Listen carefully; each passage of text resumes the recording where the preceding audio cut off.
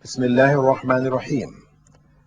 In the name of Allah, the Beneficent, the Most Merciful, I'd like to welcome you, dear viewers, to this episode in our series, The Forces of Evil. Assalamu alaikum wa rahmatullahi wa barakatuh. May Allah's peace and blessings be on each and every one of you. In this program, we have been looking at the satanic forces, where they began, how they affected the first generation of human beings, how they continue to affect us throughout the centuries in our daily lives, and will continue to affect us into the future. We discussed the modes by which the satanic forces affect us, through creating doubts, etc., through beautifying evil and corruption, through causing people to abandon acts of worship like prayers and fasts and things like this. Then we began to look at ways to prevent that evil from coming to us.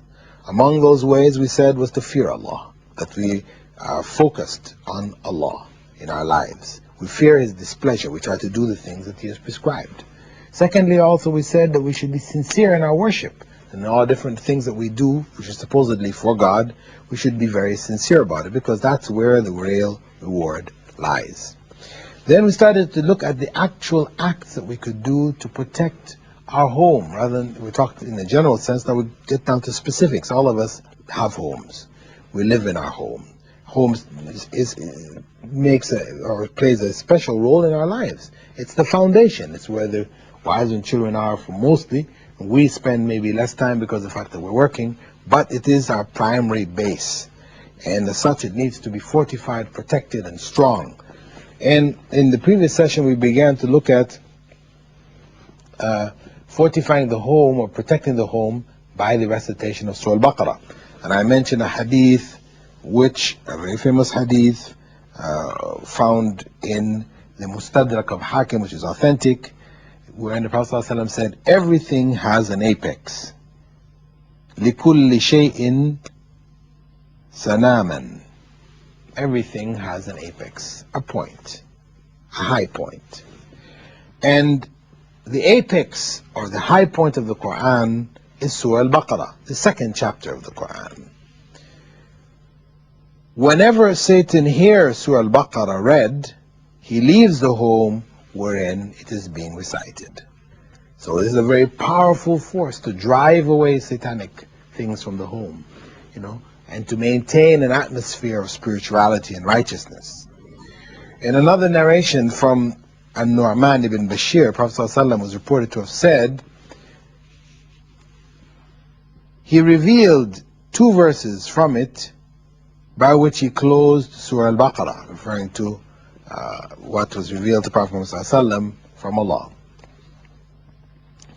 No devil can come near any home in which they are recited for 3 consecutive nights. So when the last 2 verses of Surah Al-Baqarah are recited consecutively for 3 nights, then no satanic force or no devil, etc., can come near the home. It's a very, very important principle. And there are a number of other verses which are recommended by Allah, by the Prophet Muhammad ﷺ, to use, to be recited for protection purposes, reflecting, of course, on the meanings. And as I mentioned before, we must make a distinction between that which has been prescribed by Prophet Muhammad ﷺ, based on instruction from Allah, and that which people may make up and say, you do this or you do that or do the other, and you'll get this reward, that reward, the other reward. They don't have the authority to promise you these things. What they are promoting, in fact, become innovations. The 9th form of protection is the recitation of certain formulas of praise in the home. There are different supplications which involve praising Allah, which the Prophet ﷺ prescribed for us in the morning and the evening, saying basically one who does this so many times is going to protect one from the satanic forces, etc., etc., in the home. For example, one who says, La ilaha illallah wahdahu la sharika lah, lahul mulk wa lahul hamd, wa huwa ala kulli shay'in qadir. That is, there is no God but Allah, who is alone without partners. The dominion and praise are His, and He's able to do all things. one who says that 100 times per day will have a similar reward to freeing 10 slaves. 100 good deeds will be recorded for him, and 100 of his sins will be erased. And most important, he will have a charm against Satan for the whole of that day and night. This is found in Sahih al-Bukhari and Sahih Muslim. It's a very strong and authentic tradition of the Prophet ﷺ. But unfortunately, people are missing out on this. These are the adhkar, or words of remembrance, that the Prophet recommended for us to do in our homes, outside of our homes, etc. The 10th method is that of reciting certain du'as before going to sleep.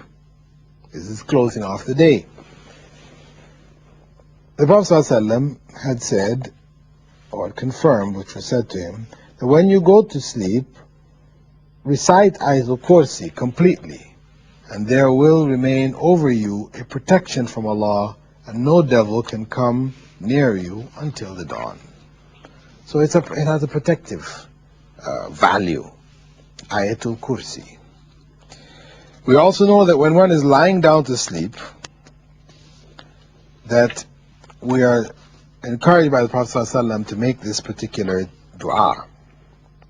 Bismillahi wada'atu jambi, Allahumma ighfir li dhanbi, wa akhsi shaytani, wa fukka rihani, waj'alni fin nadiyil a'la.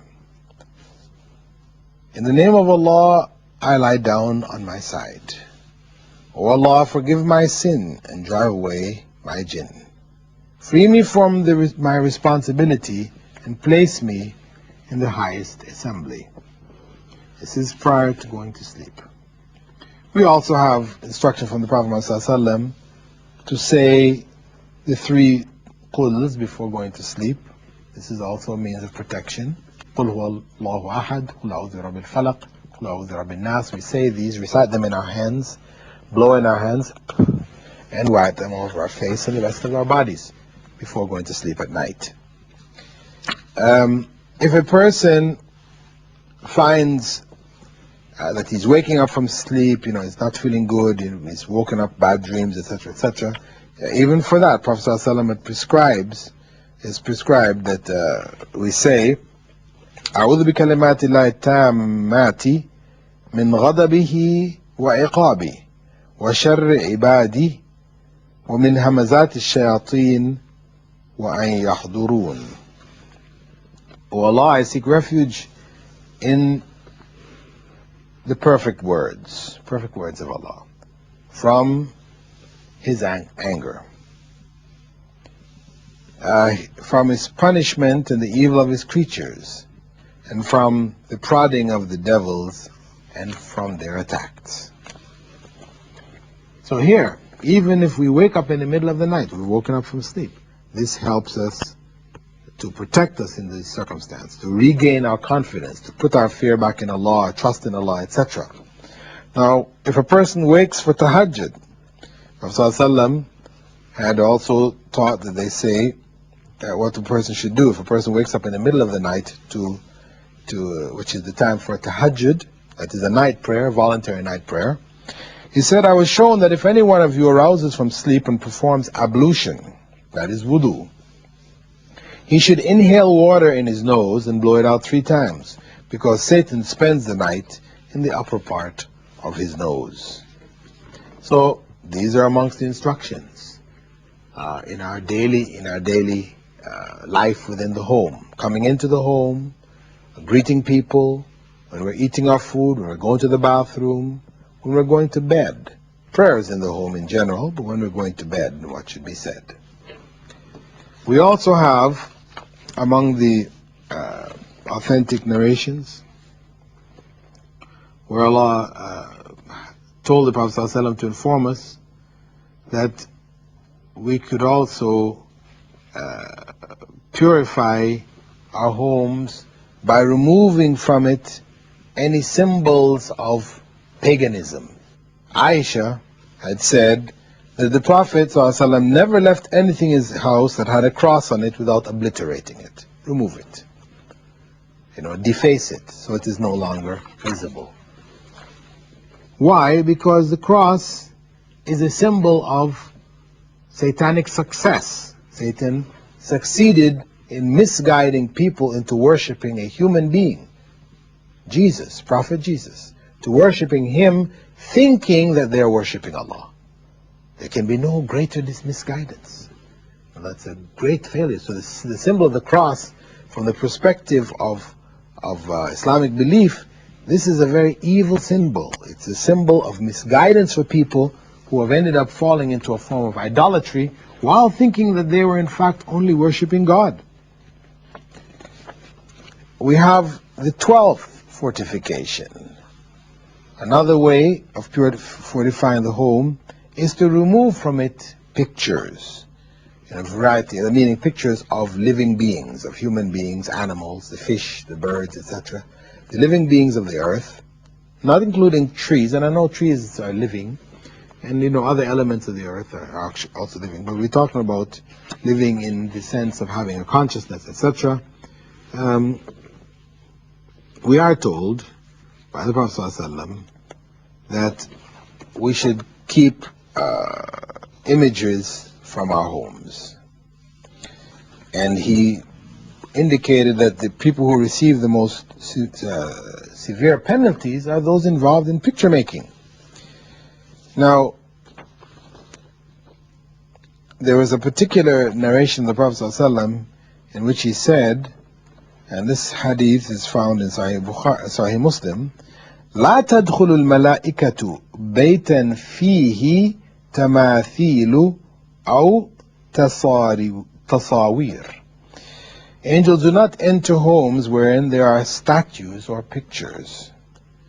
So we purify our home from the satanic forces by removing from it any images. And you'll find those who have deviated, have gone on a wrong path, they will focus on images. They'll be given pictures of the, peers or whatever to focus on in their worship. They will place it on their prayer mats before them or on the wall or whatever. And they, very much are focused on this. And this is a way in which they have deviated. Because prayers should be directed to Allah alone. We don't have any images to focus on for our prayer. Among the things that we should purify the home of also are dogs. This is of course a problem for people of the West, who dogs have become, quote unquote, man's best friend, to the point where human beings live with dogs. The dogs are given clothing, special warm clothing for winter, summer clothing for the summer. People leave their wealth for their dogs. So the dog has been elevated in society to the point where he is above that of human beings. Instead of giving persons wealth to needy human beings on the earth, who are starving or whatever, people who are in real need, a person dies and leaves his or her wealth to dogs. So purifying the home of the dog. Prophet ﷺ had said, the angels do not enter a home wherein there's a dog or a picture. So the issue of the dog is very, very important to remove it. It is the way by which paganism crept in on the followers of Prophet Abraham. It's mentioned by the Prophet ﷺ and his companions that the people were worshipping one God up until that time, and that satanic forces had come to the people and suggested to them to make images of these righteous people when they died, because they didn't live forever, they grew old and they died. So people were encouraged to make images of them, that this would remind them of the goodness they did and encourage them to do goodness. And as such, the people did that and they were reminded. However, generations later, when people forgot the reason for making these images, Satan would again approach them and suggest to them that it was because of their worship, their foreparents' worship of these images, that the people got rain, their cultivation was good, etc., etc. So what we're dealing with here is in fact purification of the home from these forbidden animals as well as forbidden things. The 14th, that was the 13th, the 14th basic area by which or way by which we can protect our homes is to make special prayers for the dead and for the living. We do as much as we can of voluntary prayers in the home. Keep the prayer alive in the home. Because of course the man, though he's enjoined to pray in the mosque, it is possible for certain occasions for him to pray at home. And it's good to do that to make sure everybody in the home is praying, because if that feeling and that love and that thrust of prayer is not there in the home, then the youth will be followed, they will be identified and could possibly be harmed. The Prophet ﷺ had told us to make optional prayers in our homes in order to bring it to life, to make prayer a regular part of the home. You know, children staying at home observing their mothers, who may pray at times when the children might be sleeping, they may not see a steady consistency there. But that's why it's important, and the Prophet ﷺ encouraged males to go home from time to time and to pray their recommended prayers there. Not the compulsory, that should be done in the conversation in the congregation along with the body of Muslims, but where we have voluntary prayers, he had said that the best voluntary prayer is that of a man or woman in their home. I mean, this is the general recommendation. So we protect the home by doing additional voluntary prayers in the home. And there's a particular hadith, another hadith on this topic, which is found in Sahih Muslim, in which Abu Musa al-Ash'ari related the Prophet ﷺ had said, the difference between a home in which Allah is remembered and a home in which Allah is not remembered is like the difference between the living and the dead. So the lack of remembrance of Allah indicates the death of the soul. We keep the soul alive and strong by remembering Allah. And the 15th principle for protecting the home is that during one's prayers, we utilize certain supplications which the Prophet ﷺ had given. Among them, أعوذ بالله من الشيطان من نفخه ونفثه وهمزه. That is, I seek refuge in Allah from Satan's pride, his poetry, and his touch, the touch of Satan. So, in our daily prayers, it is good to utilize this particular dua instead of saying A'udhu Billahi Minash Shaitanir Rajeem, because actually there is no narration, authentic narration to support that practice. But it is authentically narrated that the Prophet ﷺ used to say, I seek refuge from Satan's pride, his poetry, and his touch. So we should protect the home by incorporating such supplications within the prayer itself. And the 16th form is that one control oneself in the time of anger. On one occasion when a man's face became very red with anger, the Prophet ﷺ said to him, إني لأعرف كلمة لو قالها لذهب عنه الذي يجد أعوذ بالله من الشيطان الرجيم. Indeed, I know some words. If he said them while he's feeling, what he's feeling would go away. And that is أعوذ بالله من الشيطان الرجيم. I seek refuge in Allah from Satan the cursed. Whereas the other dua which we mentioned, أعوذ بالله من الشيطان من نفخه ونفثه وهمزه. This dua, which meant I seek refuge in Allah from Satan's pride, his poetry, and his touch. You know, this one is the one which was commonly used by the Prophet ﷺ in the daily prayers. The 17th form of fortification would be to use good and kind words and bright smiles.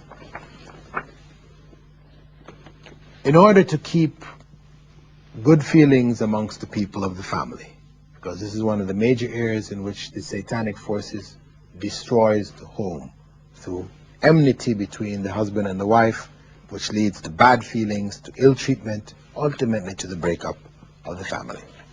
So with that, dear viewers, I'd like to thank you for being with us in this segment of our program, The Forces of Evil. I'm your host, Dr. Bilal Phillips, and I hope that you'll continue to follow our program in its future episodes. Assalamu alaikum wa rahmatullahi wa barakatuh.